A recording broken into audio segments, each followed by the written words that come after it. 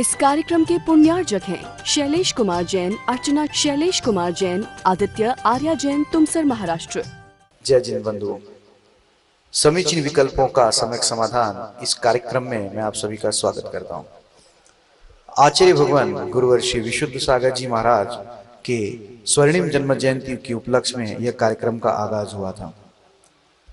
बहुचर्चित कार्यक्रम सम्यक समाधान पारस टीवी चैनल में प्रसारित हो रहा है और इसके कारण से ही देश विदेश विभिन्न प्रांतों में जो श्रावकगण इसका लाभ ले रहे हैं और उसके माध्यम से जो अपने मन की तिमिर या मन की जो विकल्प है उसको शांत कर रहे हैं। चलो चलते हैं, आज के कार्यक्रम की ओर बढ़ते हैं। मैं मुनिश्री को बारंबार नमोस्तु करता हूं और आज के कार्यक्रम को गति प्रदान करने का अनुरोध करता हूं। नमोस्तु नमोस्तु नमोस्तु। ओम नमः सिद्धेभ्य। पंच परमेष्टि भगवान की परम पूज्य आचार्य भगवंत गुरुवर विशुद्ध सागर जी महाराज की, परम पूज्य मुनिश्री सुप्रभ सागर जी महाराज की,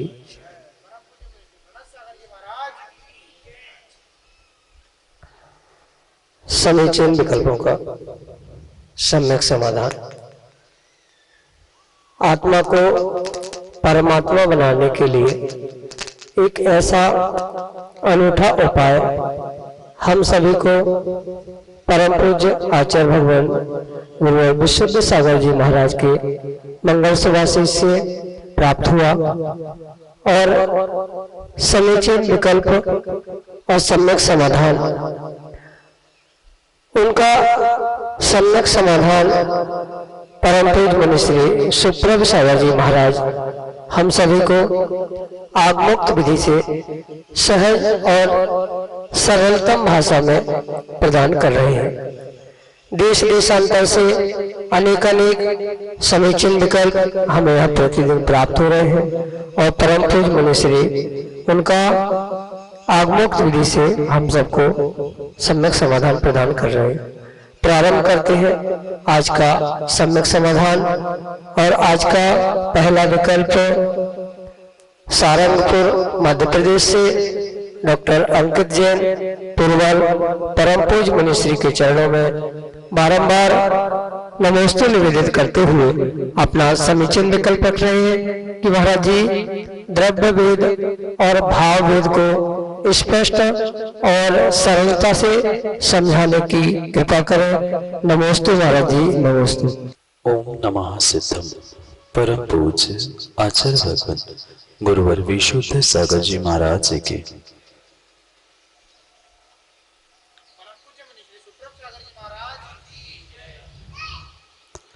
जो मोहनी कर्म के आचार्य भगवंतों ने भेद बताए, उनमें यह 9 कषायों में ग्रहण करने वाले स्त्री, पुरुष और नपुंसक वेद, इनकी व्याख्या प्राप्त होती और जिस के निमित्त से जीव के परस्पर विरुद्ध या अन्य किसी प्रकार से वेदों के प्रति जो आकर्षण के भाव है उसे आगम में आचार्य भगवंत ने भाव वेद कहा। क्योंकि जो वेद कहे गए हैं उन वेदों को आचार्य भगवंत 2 विभागों में विभाजित करते, एक द्रव्य वेद और एक भाव वेद। जो बहिरंग जीव द्रव्य का पर्याय रूप चिन्ह वेद का है उसे द्रव्य वेद कहते हैं। जैसे जो मनुष्य पर्याय में पुरुष बना है वह पुरुष वेदी है द्रव्य से, स्त्री पर्याय को प्राप्त कर रहा है वह स्त्री वेदी है मनुष्य पर्याय की द्रव्य अपेक्षा से, और जो उभय परिणति में लीन है ऐसे उस जीव की मनुष्य पर्याय को द्रव्य भेष को द्रव्य वेद नपुंसक द्रव्य वेद कहा। सीधा सा गणित इतना सा है, जो बहिरंग व्यक्ति का अपीयरेंस कह दो या बहिरंग पर्याय रूप जो वेद का प्रकटीकरण है उसको हम द्रव्य वेद कहेंगे, और जीव के अंतरंग भावों की जो परिणति चल रही है उसे हम भाव वेद करेंगे। जरूरी नहीं है कि जैसा द्रव्य वेद हो वैसा ही भाव वेद हो, या जैसा भाव वेद हो वैसा ही द्रव्य वेद हो। ऐसा भी होना संभव है जो भावों का वेदन या भाव वेद है वह कुछ भिन्न हो सकता है और द्रव्य वेद भी कुछ भिन्न हो सकता है। जैसे कि कोई पुरुष है पर उसका वह द्रव्य वेद पुरुष होने के बावजूद भी अगर उस जीव का या उस व्यक्ति का, उस पुरुष का अंतरंग उस वेदनी कर्म, उस वेद कर्म के निमित्त से, वेद नाम के कर्म से जो परिणमन या भावों का परिणमन भीतर अंतरंग में चल रहा है, वह भावों का अंतरंग परिणमन ही भाववेद है।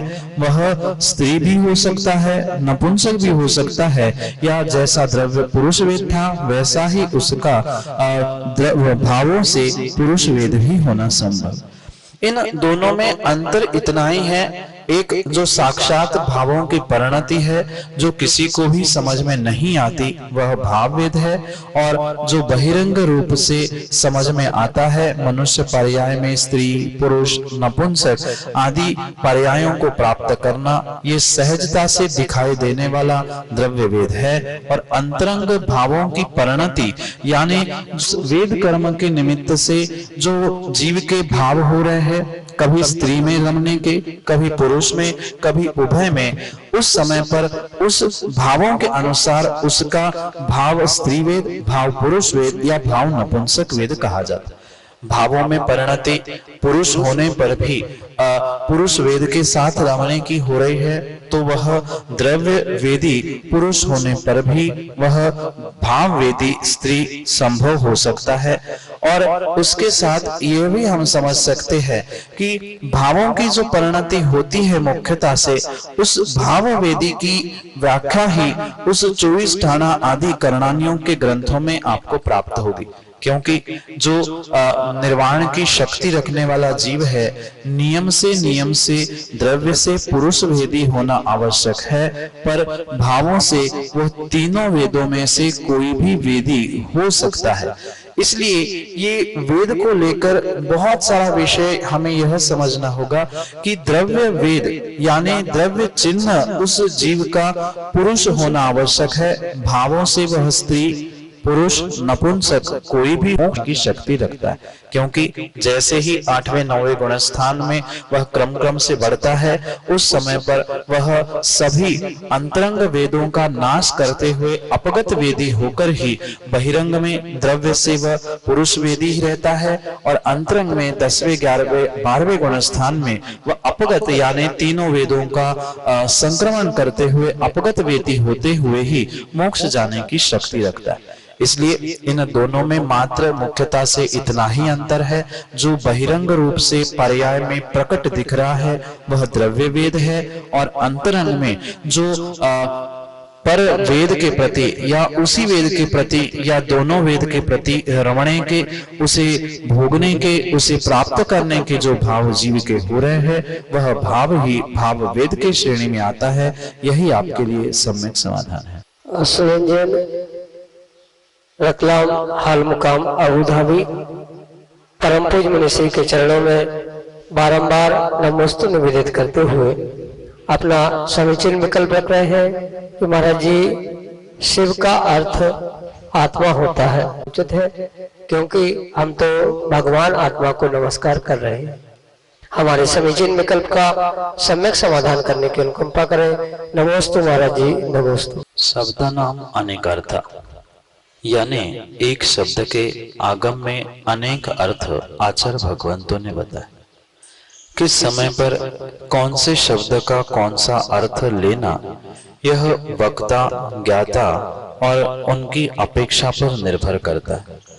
जैसे एक ही शब्द के अनेक अर्थ होते हैं, उस अनेक अर्थों में से ये समझने वाले का और कहने वाले का विवेक आवश्यक होता है कि कौन से समय पर हमें कौन से शब्दों का किस प्रकार से अर्थ निकालना होता।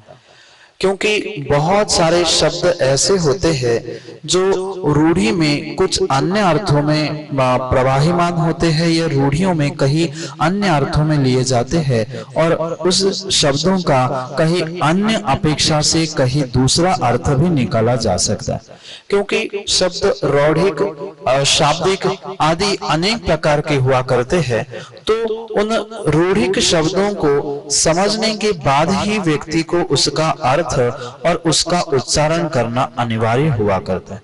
जैसे कि वास्तव में जो शिव का अर्थ, शिव इस शब्द का अर्थ है, वह मात्र आत्मा ही नहीं है, शुद्ध आत्मा भी है और वर्तमान में प्रचलन में उसका अर्थ अन्य दर्शनों ने भगवान के रूप में भी ग्रहण किया है।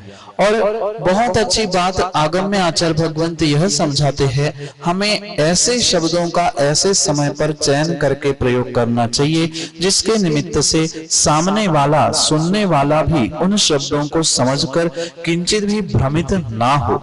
क्योंकि ये जो हमारी भगवान की दिव्य ध्वनि है, वह भगवान की दिव्य ध्वनि नियम से लोगों के मन की शंका, विकल्प और संशय को हरने वाली हुआ करती है।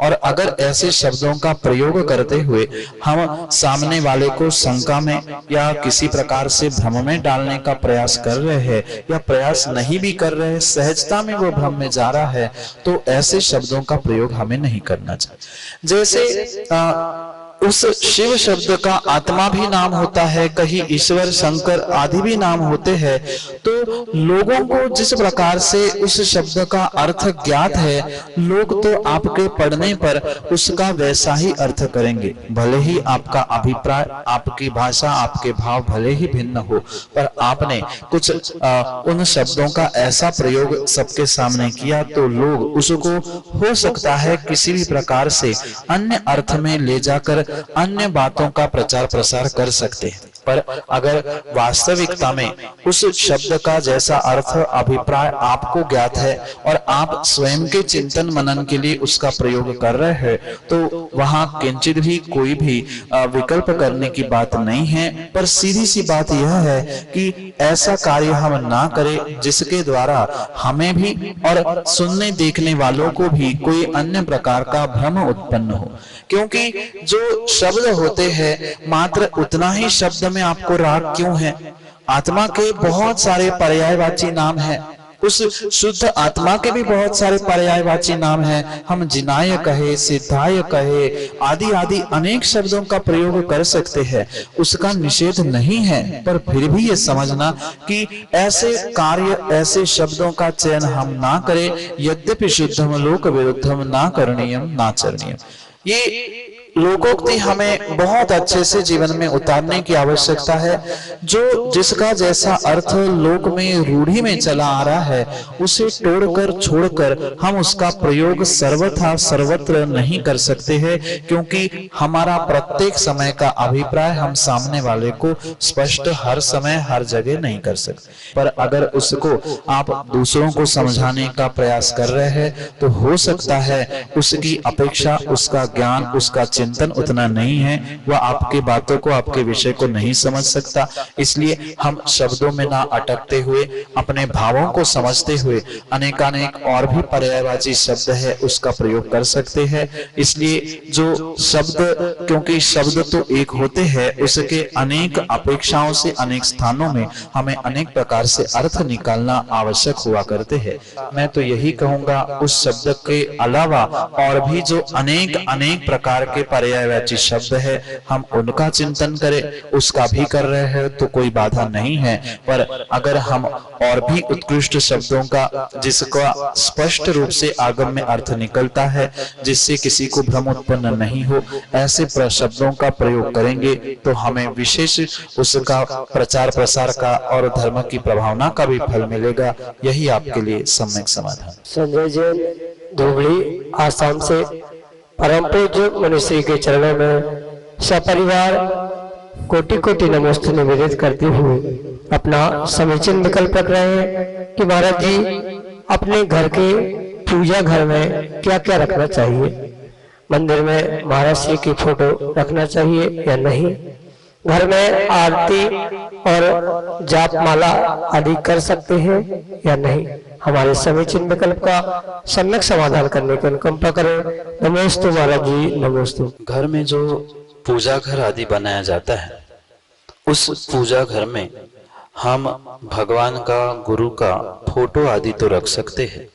रखने में कहीं भी किसी भी प्रकार की बाधा नहीं है, पर यह बात परम सत्य है कि जो फोटो, तस्वीर, चित्र आदि हमने पूजा घर में या कहीं मंदिर मकान में भी रखी है, तो वह सम्माननीय है।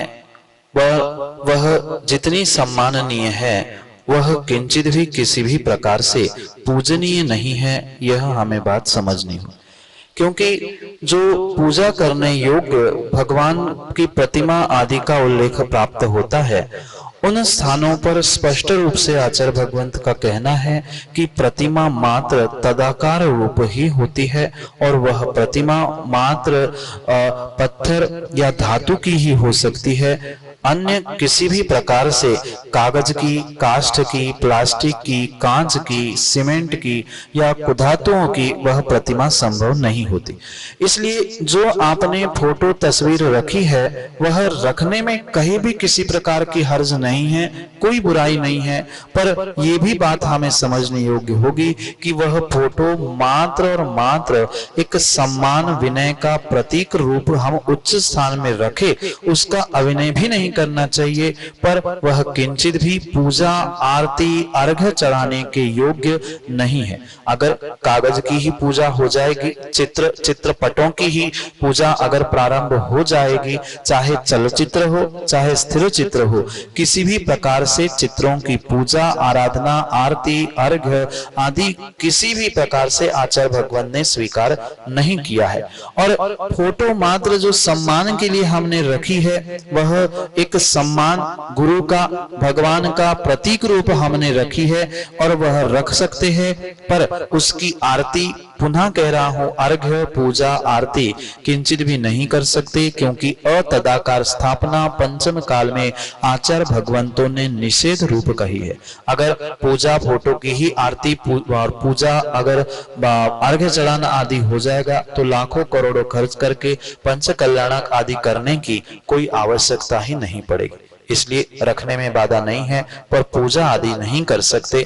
आरती भी एक घर में मंगल रूप, प्रतीक रूप फोटो के सामने हम रख सकते हैं, मात्र दीपक प्रज्वलन के रूप में भी, या एक घर में शुद्ध वातावरण बने इसके लिए। पर उस फोटो की आरती उतार कर फिर दीपक रखना, यह आगमोचित बात नहीं है। हाँ, अगर आपको आरती करना ही है, अर्घ्य चढ़ाना ही है, तो फोटो के साथ अगर आप जिनवाणी रख दोगे, तो जिनवाणी की आरती भी किया जा सकती है, जिनवाणी को अर्घ्य भी चढ़ाया जा सकता है, पर फोटो की आरती अर्घ्य नहीं होता। पर फोटो के सामने बैठकर, या जहां हमने देवघर बनाया है, अपने घर में पूजा घर बनाया है, उस प्रशस्त स्थान में बैठकर फोटो के सामने भी हम भगवान की माला आदि फेर सकते हैं। माला फेरने में कहीं से कहीं तक बाधा नहीं है। माला फेर सकते हैं, घर में दीपक भी हम जला सकते हैं, दीपक जलाकर माला भी फेर सकते हैं। पर दीपक जलाने का और माला फेरने का मात्र अभिप्राय ये होना चाहिए कि हमने एक मंगल द्रव्य रूप वह दीपक प्रज्वलित किया है। दीपक से भगवान की आरती या अर्घ्य चढ़ाना आदि क्रियाएं संभव करना उचित नहीं है। और वह दीपक के साथ सामने बैठकर, फोटो के सामने बैठकर हम सामान्य रूप से माला फेर सकते हैं। पर माला और वह दीपक रखने में, आरती आदि रखने में, ये बात हमें समझनी होगी कि वह भगवान की फोटो मात्र सम्माननीय है, वह पूजनीय नहीं है। पूजा तदाकार वस्तु की होती है। कागज में फोटो, टीवी आदि की फोटो, ये अतदाकार स्थापना होने से आरती, पूजा आदि अर्घ्य चढ़ाने योग्य नहीं है। एक सम्मान का प्रतीक मानकर उस शुद्ध स्थान पर हम माला भी फेर सकते हैं। वह दीप प्रज्वलन रूप वातावरण को शुद्ध करने के लिए घी का दीपक भी जला सकते हैं, उसमें बाधा नहीं है। पर फोटो जो रखी है, उसकी मात्र और मात्र सम्माननीय स्थान और सम्मान होना ही आवश्यक है। पूजा उचित नहीं है। यही आपके लिए सम्यक समाधान। अगले विकल्प के लिए अवैधुल्लागंज मध्य प्रदेश से राजकुमारी जैन परम पूज्य मनुष्य के चरणों में बारंबार नमोस्तु निवेदित करते हुए अपना समीचीन विकल्प रख रहे हैं कि महाराज जी, जैसे हमें यदि कल 48 दीपों से भक्तामर करना है तो क्या रात में दीपक तैयार करके रख सकते हैं? हमारे समीचीन विकल्प का सम्यक समाधान करने की अनुकंपा करें। नमोस्तु महाराज जी, नमोस्तु। अगर दूसरे दिन हमें भक्तांबर 48 दीपकों से या एक दीपक से या किसी भी प्रकार से हमें दीप आदि का प्रयोग करना है या अन्य भी किसी अष्ट द्रव्य का प्रयोग हमें पूजा आदि के लिए करना है, तो नियम से उस द्रव्य की प्रासुकीकरण की जितनी मर्यादा कही है उसका ध्यान रखना अनिवार्य है। जैसे बहुत सारे जीव ये सोचते हैं कि आज शाम को या रात को ही मैं द्रव्य पूरी धो के साफ करके रख लूंगा, जिससे सुबह समय बचेगा और तुरंत मैं पूजा करने जाऊंगा। जिस पानी से आपने बस बाकी अन्य द्रव्य की शुद्धि या प्रासुकीकरण किया है, उस पानी की मर्यादा खत्म हुई तो द्रव्य की भी मर्यादा खत्म, ये स्वीकार करना होगा। रही बात जो दीपक आरती की, चाहे 48 हो चाहे 1 हो, वह जो दीपक हमने रात में ही बना के रखे हैं, क्या रात में बनाते समय हमने ये ध्यान रखा है कि वहां जीवों की विराधना हुई है नहीं हुई है? क्योंकि जो भी आगम में देव शास्त्र गुरु के निमित्त से ही नहीं अपितु स्वयं के भोजन आदि के निमित्त से भी आचार्य भगवान स्पष्ट कहते हैं, जैसे ही सूर्य का अस्त होता है वहां प्रचुर मात्रा में जीवों की उत्पत्ति होना प्रारंभ हो जाती है। भले ही वर्तमान में कितने ही बड़े बड़े हेलोजन, कितने ही बड़े लाइट क्यों ना हो, पर जैसे ही वातावरण थोड़ा सा ठंडा हो जाता है वहां सूक्ष्म जीवों की और त्रस जीवों की उत्पत्ति होना प्रारंभ हो जाती है। और जो हमने एक रात पहले ही दीपक बना के रखा है, पहले तो बात हमने रात में बनाया है इसलिए उसका प्रयोग हम दिन में नहीं कर सकते। जैसे भोजन के विषय में आता है, रात्रि भोजन का त्याग मात्र रात्रि भोजन खाना ही नहीं, अपितु रात में बनाया हुआ, अंधेरे में बनाया हुआ भोजन हम दिन में भी नहीं कर सकते। उसी प्रकार से भले ही हम पूजा आरती सुबह दिन में कर रहे हैं, दिन के प्रकाश में सूर्योदय के बाद में कर रहे हैं, पर सूर्यास्त के पहले जो कुछ भी हमने ऐसी सावध की तैयारी करके रखी है वह किंचित भी करने योग्य नहीं है। जो आपने घी का दीपक रात में बना के रखा था, क्या आपने उसे ढक के रखा था? नहीं रखा था। और माना कि रखा भी था तो बनाते समय आपने क्या 1 मिनट में हाथ में बंद करके उसे रखा था? नहीं रखा था। तो हो सकता है रात भर में जो आपने घी के दीपक बना के रखे थे, उस घी के दीपक में छोटा कोई जीव चल के बैठ गया हो सकता है छोटी सी चींटी ही उस घी में पहुंच गई हो। ये कई बार ऐसा देखा जाता है कि व्यक्ति बिना देखे ही सुबह हड़बड़ी में, क्योंकि रात में बना के रखा है, मतलब दूसरे दिन आपके पास समय का अभाव है, आप तुरंत पहुंचोगे और दीपक प्रज्वलित कर दोगे, आरती प्रारंभ कर लोगे। हो सकता है घी पिघलने के बाद आपको उसमें घी में पहुंची हुई चींटियां दिखाई दे, तो आपने शुद्ध द्रव्य की जगह अशुद्ध द्रव्य चढ़ाने से पुण्य की जगह पाप ही कमा के रखा। ऐसा भी आपने आपके कोई अगर घर में वृद्ध माँ या कोई वृद्ध गृहिणी होगी तो आप उससे भी पूछ लेना कि धोखे से भी अगर कल की कोई सामग्री शाम के समय खुली रह गई है भोजन में, तो दूसरे दिन उस सामग्री का प्रयोग वह बुजुर्ग मां नहीं करती थी। चाहे आटा सूखा बिना ढका पड़ा हो या नमक हो या कोई मसाले की सामग्री भी अगर रात भर खुली रखी है तो दूसरे दिन उसको भोजन में वह मां समझदार प्रयोग नहीं करती है। फिर हम तो साक्षात 3 लोक के नाथ की आराधना भक्ति कर रहे हैं। फिर जो द्रव्य रात रात भर खुली रखी है, बना के रखी है, वह किंचित भी दूसरे दिन प्रयोग करने योग्य नहीं है। इसलिए जो आपने 48 दीपकों के विषय में पूछा है, भले ही आपको कल सुबह कितनी ही जल्दी करना हो, जो भी क्रिया भगवान देवशास्त्र गुरु आदि के निमित्त से करनी है, वह नियम से सूर्योदय के उपरांत ही करनी चाहिए। कुछ स्थानों पर ऐसा भी देखा जाता है कि भगवान की पूजा अभिषेक के लिए व्यक्ति रात में ही 3-4 बजे ही दिन निकलने से सूर्योदय के पहले ही पानी खींच के प्राशुक करके रखता है। वह भी आगम में उचित क्रिया, आगम के अनुकूल उचित क्रिया नहीं है। सूर्योदय के उपरांत ही उन क्रियाओं को करना आवश्यक है, क्योंकि ये सावध्य में जीवों की प्रचुर मात्रा में हिंसा होती है और वह हिंसा अल्प होने के लिए सूर्योदय की बात करने की व्याख्या आगम में आई है। इसलिए प्रयास यही किया जाए, जब आपको उन 48 दीपकों से भगवान के लिए भक्तांबर आदि करना है, उसी समय पर ही आप उन दीपकों को बनाएं और उसी समय उसका प्रयोग करें। अन्यथा रात में बनाया हुआ द्रव्य, रात में बनाया हुआ दीपक दूसरे दिन किंचित भी काम में लेने से वह हमें पुण्य की जगह पाप का ही आश्रय कराने वाला हो सकता है। इसलिए वह एक दिन पुराना, कुछ कई घंटों पुराना भी वह दीपक प्रयोग में नहीं लाना चाहिए। यही आपके लिए सम्यक समाधान। जय जिन बंधु, आप हम सभी देख रहे थे समीचीन विकल्पों का सम्यक समाधान। इस कार्यक्रम को पारस टीवी चैनल, यूट्यूब और फेसबुक के माध्यम से इसका प्रसारण होता है। पारस टीवी चैनल पे प्रतिदिन 4 बजे, यूट्यूब पे 5:13 एवं फेसबुक पे इसका पुनः प्रसारण फेसबुक के आईडी से सुप्रभु आज या श्रमण सुप्रभ सागर जी महाराज के नाम से होता है। अगर आप इस कार्यक्रम से जुड़ना चाहते हो, आपके उठने मन में उठने वाले विकल्पों को शांत करना चाहते हो, तो नीचे स्क्रॉल पे पट्टी पे जो नंबर चल रहा है, आप उसके व्हाट्सएप के माध्यम से ऑडियो मैसेज या टेक्स्ट मैसेज से अपना विकल्प हम तक भेज सकते हो। आपकी सुविधा के लिए मैं यह नंबर दोहराता हूँ, 8707548811। एक ईमेल आईडी भी है, आप ईमेल के माध्यम से भी अपना समीचीन विकल्प हम तक भेज सकते हो, samyak.samadhan@gmail.com। मैं मुनि श्री सुप्रभ सागर जी एवं मुनि श्री प्रणत सागर जी महाराज को बारंबार प्रणाम करता हूँ और उनको यही विनंती करता हूँ कि उनका आशीष ऐसे ही हम पे बना रहे। नमोस्तु नमोस्तु नमोस्तु। इस कार्यक्रम के पुण्यार्जक हैं शैलेश कुमार जैन, अर्चना शैलेश कुमार जैन, आदित्य आर्या जैन, तुमसर महाराष्ट्र।